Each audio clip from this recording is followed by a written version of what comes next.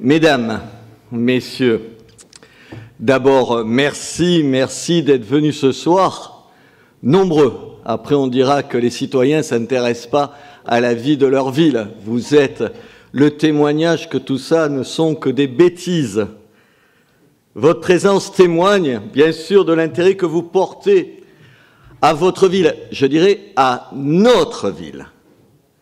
Je dis intérêt, mais je crois, pour être honnête, que pour beaucoup de ceux qui vivent à Béziers depuis 5 ans, depuis 20 ans, depuis 40 ans, depuis toujours, on peut parler, on pourrait presque parler de passion, d'amour. Amour pour une cité qui nous a vus jouer enfants, entrer dans la vie adulte, fonder des familles, ou pour certains dont je suis, partir avant de revenir, parce qu'on revient toujours à Béziers. Une cité qui nous a façonnés, qui nous peuple de 1000 souvenirs et que nous avons vu consternés, impuissants, s'étioler au fil des ans. Impuissant.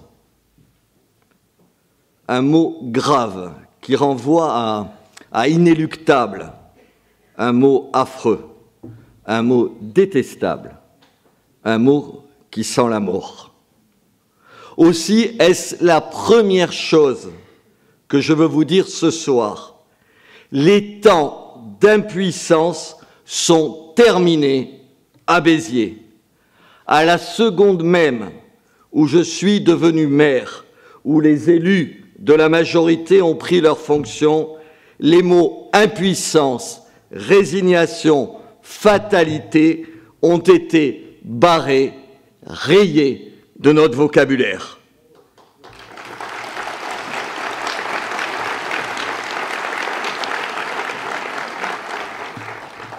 Voici 8 mois exactement, dans ce palais des congrès, nous arrivions aux commandes. 8 mois, vous savez, c'est souvent le temps qu'il faut à une nouvelle équipe pour prendre ses marques et pour finir d'appliquer le budget voté par ses prédécesseurs. Tant c'est si bien que, presque toujours, il faut attendre 1 an avant d'assister au début de la mise en place de la nouvelle politique. 1 an sur 6 ans de mandat, 1 an de perdu. Il est vraisemblable qu'il existe ailleurs en France des villes qui peuvent s'offrir ce luxe d'une année d'inaction, d'une année perdue. Mais à Béziers, le temps nous est compté. Aussi, je suis fier ce soir de pouvoir vous dire qu'il n'y a pas eu, qu'il n'y aura pas d'année perdue à Béziers. Dès le premier jour, dès la première minute, nous avons enclenché un mouvement qui ne va plus s'arrêter pendant 6 ans. Alors évidemment, vous allez me dire, tout cela, ce sont des mots, tout cela, bref, c'est de la rhétorique de tribune. Non, derrière les mots, il y a déjà des faits, déjà des actes, déjà des résultats. Quelques chiffres. En mars dernier, nous faisions exactement, on les a recomptés, 188 promesses aux Biterrois. En ce 27 novembre, je peux vous annoncer que d'ores et déjà, 43 ont été tenues. 43, c'est-à-dire en seulement 8 mois, nous avons réalisé près d'un quart de notre programme. À ces promesses tenues, il faut en ajouter 51 autres qui sont en cours de réalisation, soit à nouveau plus d'un quart. Ainsi donc, vous l'avez compris, avant même la fin de cette année 2014, 50%, la moitié des promesses que nous avions faites, la moitié de ces promesses sont soit tenues, soit en voie de l'être.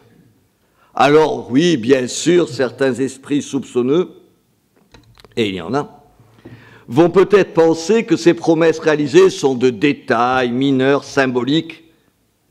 Absolument pas. Je dirais même au contraire. Dès notre arrivée en avril, nous avons porté le fer sur les priorités, pris à bras le corps toutes les urgences, et Dieu sait s'il y en a dans notre ville. Ainsi donc, parmi les 43 promesses réalisées, un nombre considérable sont fondamentales et constituent le cœur même de ce que j'appelle la révolution municipale. Oui, la révolution municipale que nous mettons en place, au point qu'il n'est pas exagéré de dire que c'est parmi les promesses qui restent à tenir que l'on trouve le plus de mesures qui, bien qu'utiles, relèvent, je dirais, d'un second plan. Je vous rassure, je ne vous énumérerai pas ici ces 188 promesses, ni même les 94 accomplies ou déjà lancées. Nous y reviendrons sans doute dans le bulletin municipal, dans le journal municipal. Mais je crois plus important, c'est ce que je veux vous dire, d'insister sur la méthode qui nous a permis de les réaliser. Au fond, une méthode d'une simplicité extrême, qui tient en un mot, la volonté. Nous faisons de la politique municipale comme des croyants. Nous croyons que les choses sont possibles et qu'elles le sont souvent vite. C'est d'ailleurs toute la différence avec les équipes municipales du Béziers d'hier ou de la France d'aujourd'hui. Chaque fois que l'on nous dit qu'une chose n'est pas possible, nous répondons, je réponds, chiche. On nous avait dit baisser les impôts, mais c'est impossible. Nous l'avons fait. Et malgré les présages des distingués augures de l'opposition, l'année s'achève avec un budget équilibré, les salaires payés et les investissements largement réalisés. On nous avait dit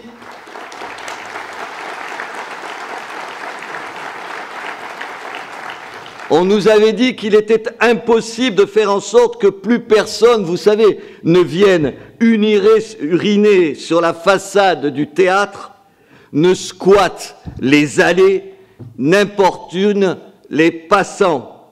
Nous l'avons fait. On nous avait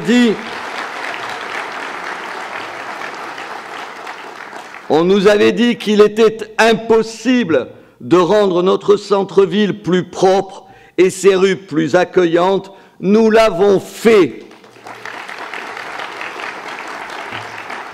On nous avait dit, vous l'avez entendu, Clarton va mourir et c'est bien malheureux, mais vous savez, c'est comme ça, c'est la faute à Amazon, on ne peut pas lutter, rien ne sauvera Clarton.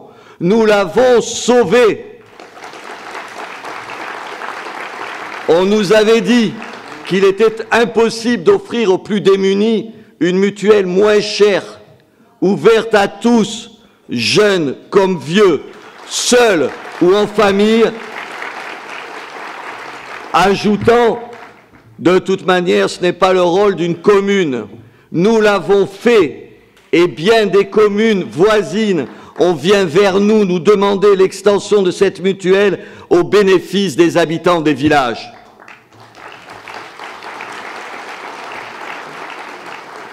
J'arrête là la liste de tout ce qui, aux yeux, vous savez, des raisonneurs stériles, des résignés chroniques, des imprécateurs revanchards, de tout ce qui était impossible.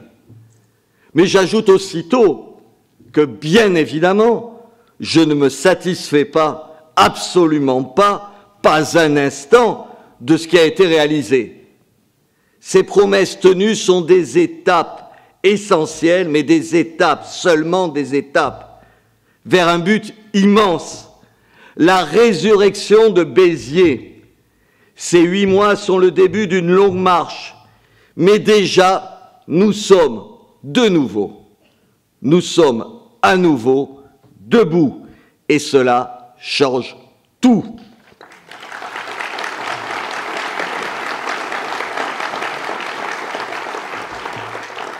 Car notre conception de l'action municipale n'est jamais qu'une conception de la vie. Volonté, je l'ai dit, mais aussi enthousiasme.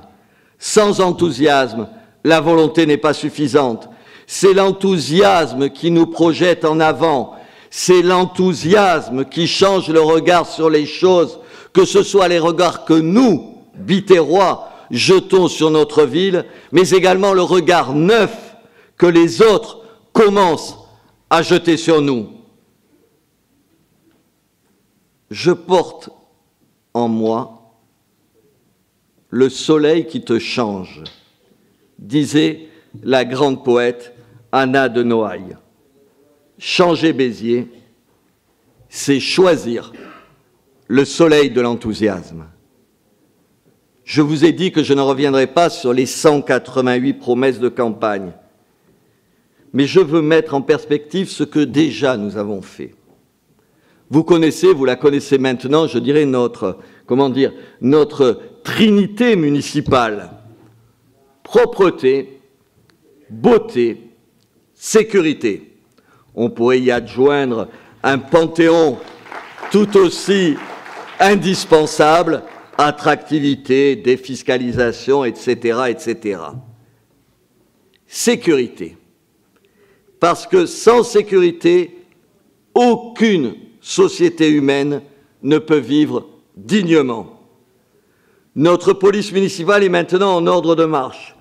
Elle a depuis ce lundi un chef opérationnel. Ses effectifs ont été augmentés. Plus de 60 agents en janvier prochain, sans compter les médiateurs et les ASVP. Elle sera armée. Le sous-préfet vient de donner son feu vert. Elle s'est vue dotée de plusieurs chiens et demain de chevaux.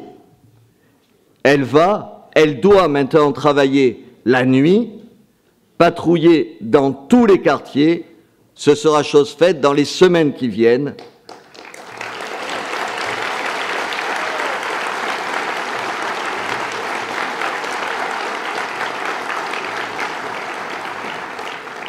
Police partout, impunité nulle part, c'est la mission que nous nous fixons.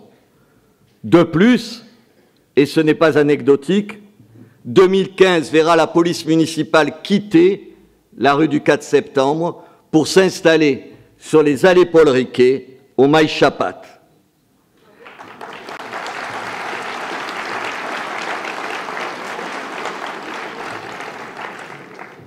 À ceux qui nous reprochent, vous savez, d'oublier la prévention au seul profit de la répression, je voudrais leur rappeler qu'ils ont eu des années pour faire leurs preuves.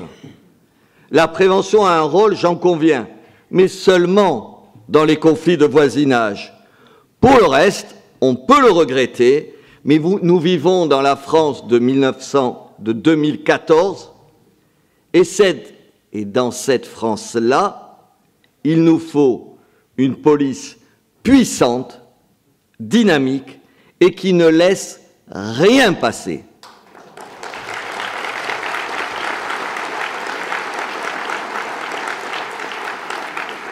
Il est hors de question, tout simplement hors de question, que 3% de la population, 3% de voyous, 3% d'indésirables, je dis bien d'indésirables, il est hors de question que ces 3%-là nous pourrissent la vie.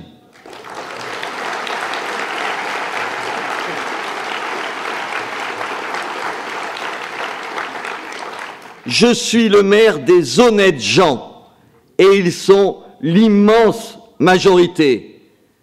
Quand j'explique que des gosses ne doivent pas être tout seuls dans la rue, passé 11 heures du soir, qui ne partage pas mon avis?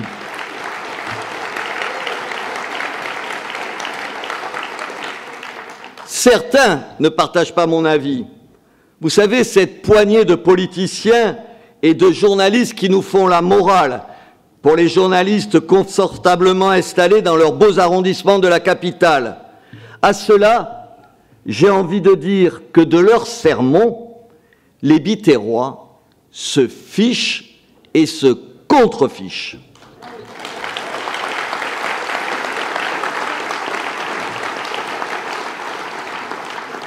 La propreté. Parce qu'une ville sale, ce n'est pas seulement dégoûtant, c'est aussi un symptôme, celui du renoncement, celui d'une municipalité qui a baissé les bras, qui ne se donne pas ou qui ne se donne plus les moyens. Nous avons changé cela, il y a un nouvel état d'esprit. Dès cet été, j'ai nommé, une sorte de préfet du centre-ville, c'est-à-dire un fonctionnaire, un cadre, dont la mission est tout entière axée sur le centre-ville.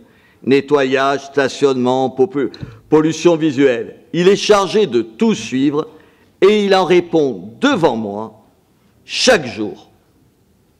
Les choses ne doivent plus traîner.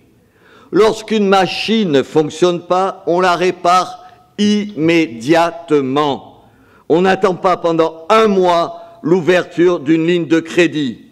Quand sur 10 Karcher, il n'y en a plus que 2 en état de marche, il y a urgence. En d'autres termes, aujourd'hui, on fait les choses, je dirais, qu'on en avait perdu l'habitude à Béziers. Alors, bien sûr, rien n'est parfait et rien dans ce domaine ne peut être parfait. La propreté est une bataille de tous les jours, mais cette bataille, je vous le garantis, vous le savez, elle est désormais livrée et, je le crois, très souvent gagnée. Je vous ai dit tout à l'heure que nous avons baissé les impôts locaux, et pas de peu. Nous sommes revenus au niveau de 1995. C'est une décision stratégique. La baisse de l'impôt n'est pas pour moi un dogme. L'impôt en soi n'est pas un mal. Tout le monde paie un impôt, à commencer par la TVA. La question n'est pas de savoir s'il y a trop d'impôts, mais quel usage on en fait. Et dans le cas de Béziers, au regard du passé, on peut se le demander. Cette baisse de la taxe d'habitation et des taxes foncières est un appel, oui, c'est un appel aux classes moyennes. Restez à Béziers, venez à Béziers. Nous voulons vous aider à en avoir les moyens et à en retrouver le désir. Nous sommes en train de faire une ville pour tous. Et dans le cas de Béziers, une ville pour tous passe par le retour des classes moyennes. Je viens de vous dire que l'impôt n'est pas un mal, au fond que c'est lui, d'une certaine manière, qui fait le citoyen. Vous l'avez compris, au cours de ces dernières semaines, mon opinion est radicalement différente à propos du prix de l'eau. Avoir une eau hors de prix, et cela depuis tant d'années, ce n'est pas normal, c'est incompréhensible, c'est même un scandale. Alors oui, on a le droit d'être dupe. Oui, on peut croire que si l'eau est si chère à Béziers, c'est parce qu'il y a eu des investissements pour refaire les réseaux. Parce que vous le savez, ailleurs, c'est bien connu, personne ne refait les réseaux. On peut croire aussi que nous payons le double de bien des villes parce que nous avons construit une station d'épuration. Parce que là aussi, vous le savez, c'est bien connu, il n'y a qu'à Béziers qu'on construit des stations d'épuration. Bref, il n'est pas interdit d'imaginer que la Lyonnaise des Eaux est une association philanthropique, comme il n'est pas interdit d'attendre encore 2 ans sans vouloir changer les choses. Et au fond, là est la ligne de partage. Dans ce dossier de l'eau, comme dans bien d'autres, il y a ceux, d'un côté, qui sont prêts à croire n'importe quoi, pour surtout ne rien faire et surtout, ne pas se compliquer leur vie d'élu. Et puis il y a les autres, il y a nous. L'eau est trop chère, la loi permet une renégociation, alors on n'attend pas, on n'invente pas, on ne s'invente pas des prétextes. J'étais ce matin encore à Paris pour le Congrès des maires de France. J'ai rencontré mardi les responsables nationaux de la Lyonnaise des Eaux. Ce n'est pas la première fois. Ils m'ont confirmé à nouveau qu'ils acceptaient le principe d'une baisse immédiate, mais qu'ils ne pouvaient rien faire sans l'accord de l'agglo, sans l'autorisation du maire de Sauvian. Et oui,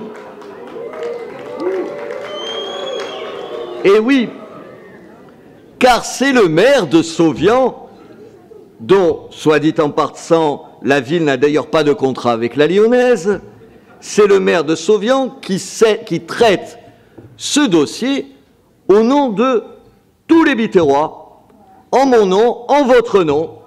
C'est lui qui dit non à une baisse immédiate. Et de quel droit? De quel droit?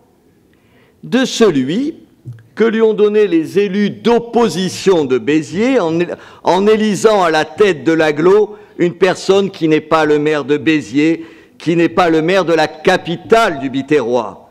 Leur petit calcul de politiciens, leur traîtrise à la ville, ce sont les citoyens, c'est vous qui en payez le prix fort chaque fois que vous signez une facture d'eau à la Lyonnaise des Eaux.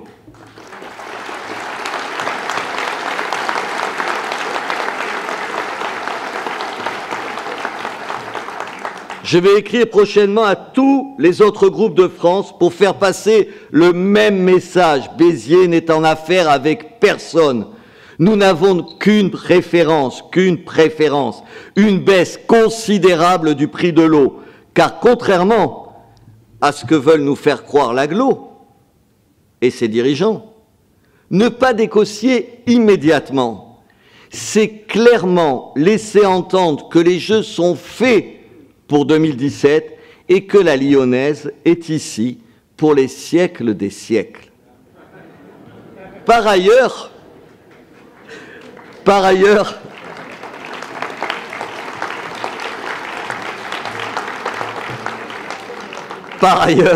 je vous le dis, je n'écarte pas la solution de la régie, absolument pas, ne serait-ce que pour notre seule ville. Les autres communes feront ce qu'elles veulent. Je demande donc solennellement ce soir au président de l'agglo de travailler sérieusement dans le détail à cette hypothèse d'une régie et qu'il ne me réponde pas que la chose est en cours, car je sais que ce n'est pas vrai. Dans cette bataille, car c'en est une, il n'y a que deux solutions. Ou bien nous attendons docilement encore 2 ans parce que nous ne sommes que des Biterrois, des sous-citoyens de l'agglo, et que les caprices du maire de Sauvian doivent s'imposer aux 72 000 habitants de notre ville.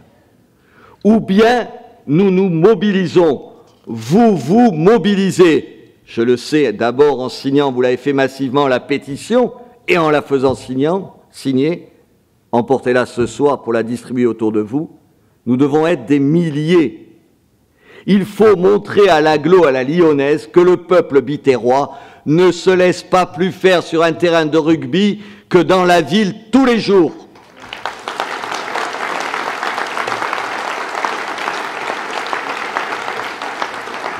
C'est vrai, je suis d'accord, ce n'est qu'une pétition.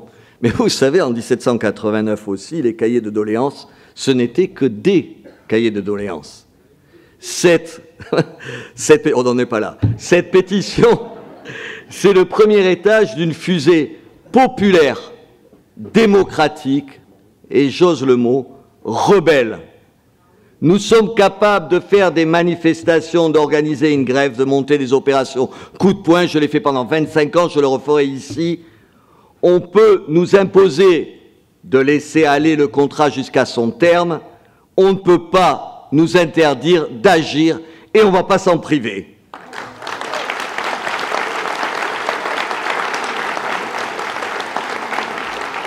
Je finis sur ça, cette affaire d'eau, parce qu'elle est importante à mes yeux. Vous savez, parce qu'on parle de la vie quotidienne des gens, parce que 20, 30, 40, 50 euros de plus ou de moins sur une facture, pour la majorité des gens de ma ville, de notre ville, c'est du concret qui pèse lourd sur un budget. Quoi qu'en pensent les hommes politiques qui m'ont répondu à l'agglo. Mais on ne va pas faire tout ça pour 30 €. Coco, mais oui, pour 30 € on va se battre. Mais vous savez, cette affaire, elle est importante aussi parce qu'elle nous apprend sur les intercommunalités, sur les agglos. Vous vous rappelez, elles ont été créées par l'État dans le but de renforcer les communes. Elles les ont, au contraire, presque partout affaiblies. Je m'explique. L'objectif premier était de mutualiser les moyens, c'est-à-dire on se rassemble afin de payer moins cher puisqu'on achète davantage, ou tout simplement on se rassemble parce que ça permet de monter des projets que seule telle ou telle commune ne peut pas réaliser. Bref, en théorie, vous l'avez compris, c'était on dépense moins et on en fait plus. Dans la pratique, c'est exactement le contraire qui s'est passé. Les rapports de la Cour des comptes ou des chambres régionales des comptes le prouvent régulièrement. Aux dépenses des villes se sont ajoutées celles des agglos. Notre propre communauté d'agglos en fournit un paquet d'exemples. Un seul. Sa dette aujourd'hui crève tous les plafonds. Elle est égale à celle de notre ville. C'est plus récent, l'agglo. Il est vrai, je vais faire du mauvais esprit, qu'il y a encore 8 mois, les deux, l'agglo et la ville, avaient le même patron.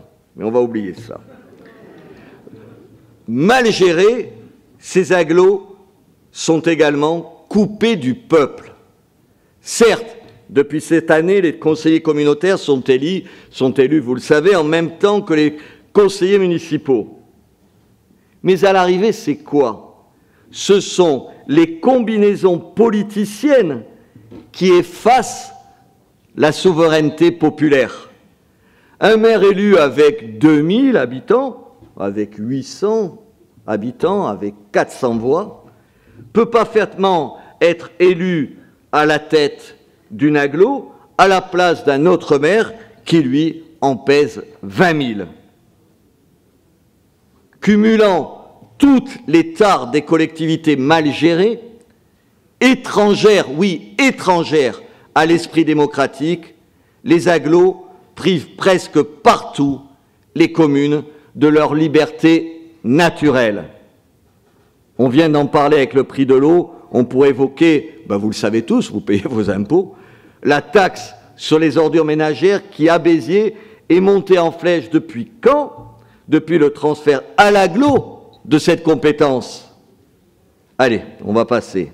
Ce que je veux vous dire ce soir, c'est que la vraie légitimité, ce sont les communes. Une agglo, ce n'est pas un super gouvernement qui peut s'arroger le droit d'imposer sa loi. Cela, je ne le veux pas. Cela, je suis sûr avec vous que nous ne le voulons pas.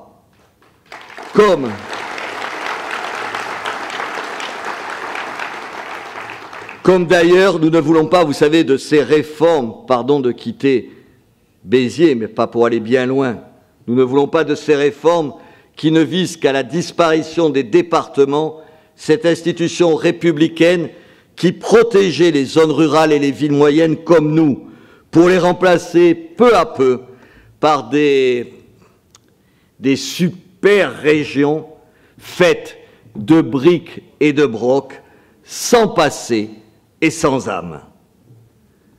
Demain, des villes comme Béziers, des villes, vous savez, de cette France périphérique, de cette France exilée dans son propre pays, se verront enlever leurs tribunaux, leurs hôpitaux, leurs chambres de commerce. Déjà, cet exode du service public a commencé. Ce sont 2 siècles de construction territoriale que l'on est en train de démanteler, comme sur un autre plan. Ce sont 2000 ans d'histoire et d'identité nationale que l'on renvoie au néant.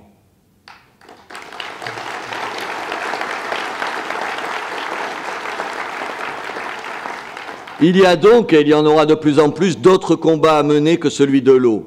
des combats pour Béziers, mais aussi pour la survie de tout l'ouest de ce département. Mais ce seront des combats libérateurs. Parce qu'il est un point sur lequel je suis en accord avec ceux qui nous imposent ces réformes. Oui, les choses doivent changer. Oui, la France doit changer. Mais pas comme ces messieurs de Paris ou de Montpellier l'entendent. Pas au nom du grand marché mondial, pas au nom d'une centralisation qui est la prison des communes. Les changements doivent cesser, oui, de se faire contre le peuple biterrois, contre le peuple français. Ils doivent se faire pour nous, ce qui veut dire, pour vous, que tout dépend de nous, de nos efforts, de notre engagement et encore une fois, de notre volonté. Ces combats, nous les mènerons avec d'autant plus d'efficacité qu'ici, à Béziers, nous aurons remporté des victoires. J'ai abordé en début de ce discours ce que nous avons fait. Je veux juste vous présenter maintenant brièvement les grandes actions de ces 2 années à venir. D'abord un constat et ensuite un rappel. Un constat financier. Il faut que vous le sachiez, il est fini le temps des vaches grasses où mon prédécesseur finançait ses budgets à coups d'emprunts massifs. Des emprunts qu'aujourd'hui nous payons. Sachez qu'entre 2014 et 2015, ce sont plus de 22 millions d'euros que nous rendrons aux banques. Voudrais-je persévérer dans cette politique absolument folle de la dépense à crédit que je ne le pourrai pas? Les banques ne suivraient pas. Nos emprunts seront donc modérés dans le but de nous désendetter. Conséquence, nous disposons de moyens limités. Est-ce à dire que nous ne pouvons rien faire? Certainement pas. Car l'imagination et le sens des priorités vont suppléer à ce manque d'argent.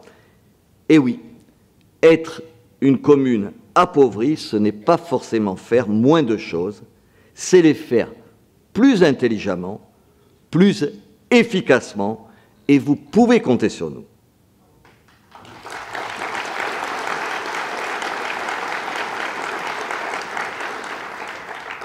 Après le constat, un rappel maintenant.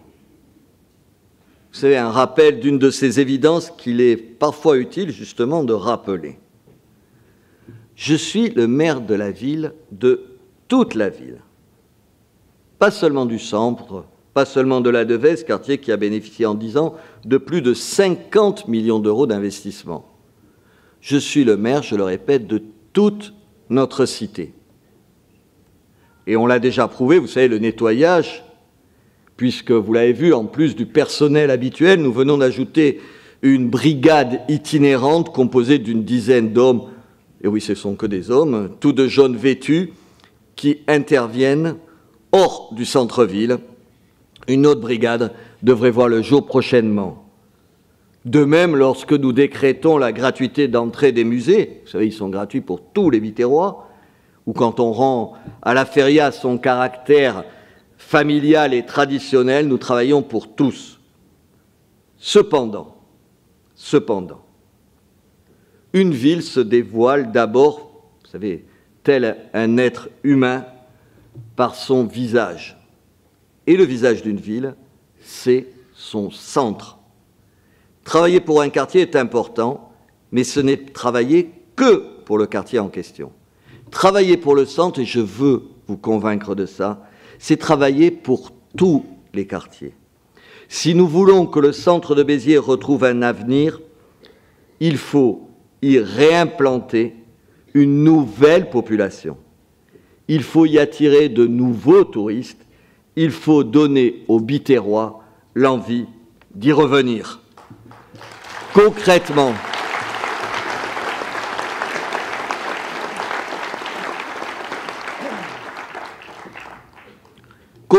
cela veut dire que pour les 2 ans qui viennent, nous avons 3 axes majeurs pour le centre-ville. La rénovation de la place Jean Jaurès, l'optimisation du site de l'Acropole et la liaison avec les écluses de Fonserane. La place Jean Jaurès, j'y habite. Mais vous savez, au fond, elle n'a de place que le nom.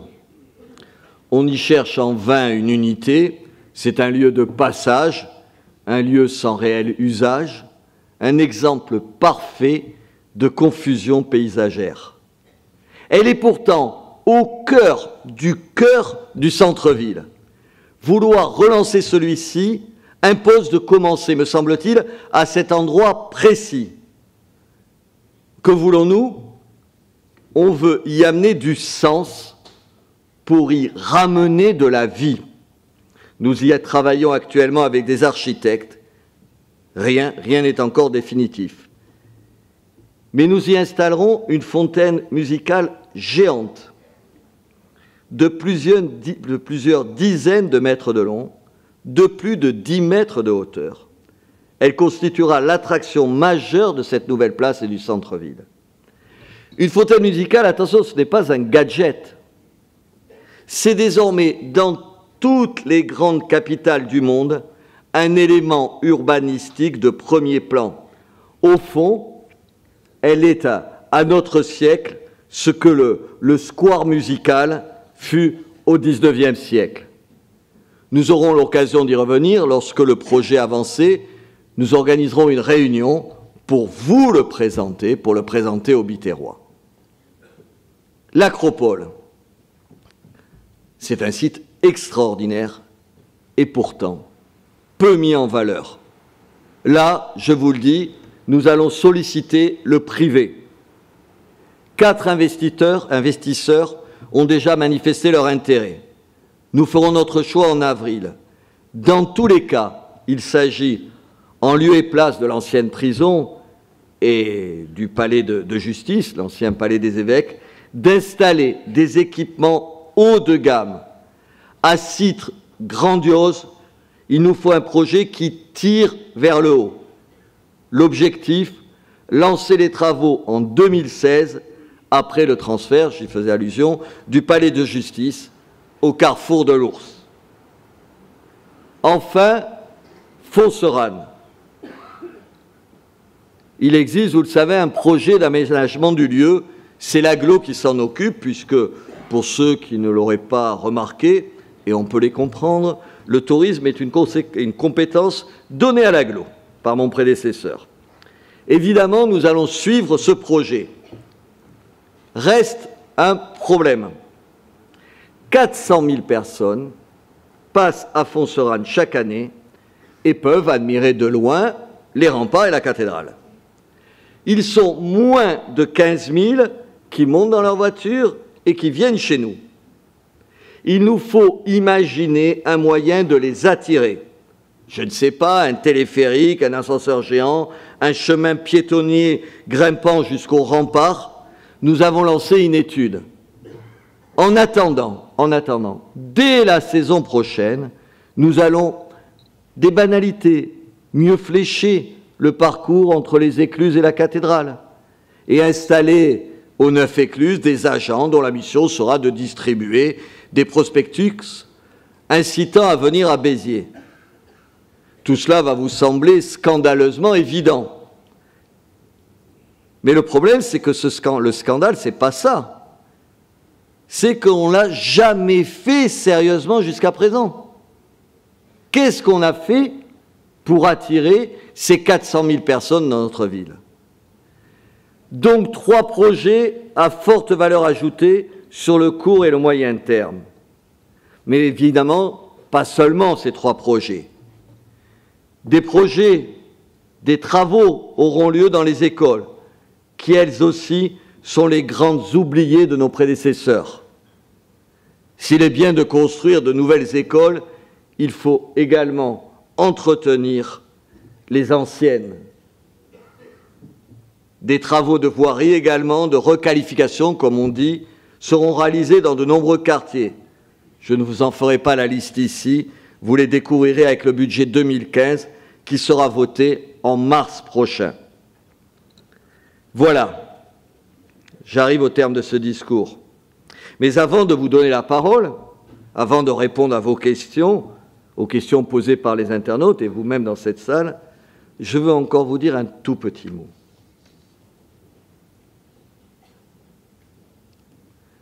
Une ville ne vaut que par ses habitants, ce qu'ils sont, ce qu'ils font.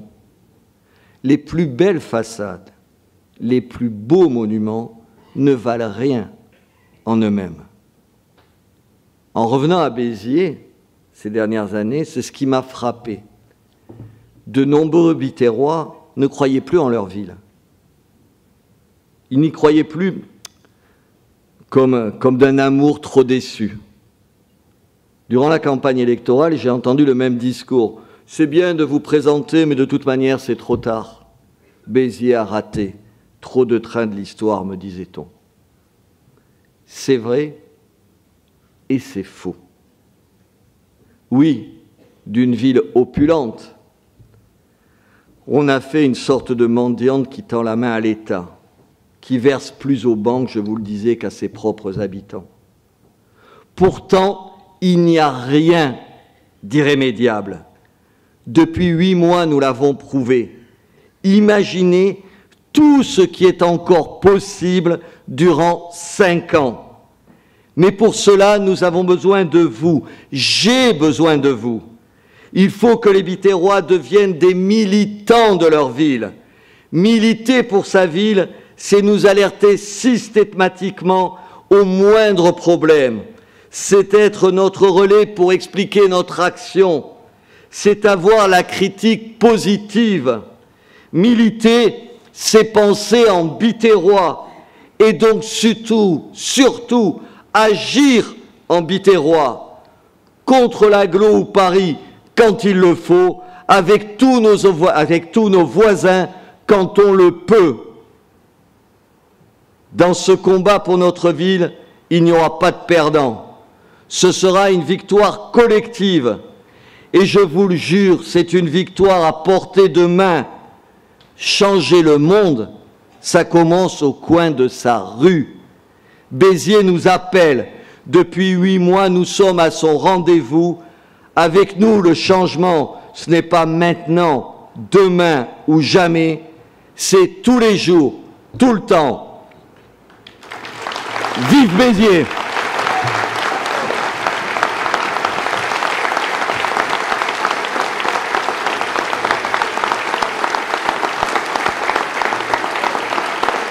Merci.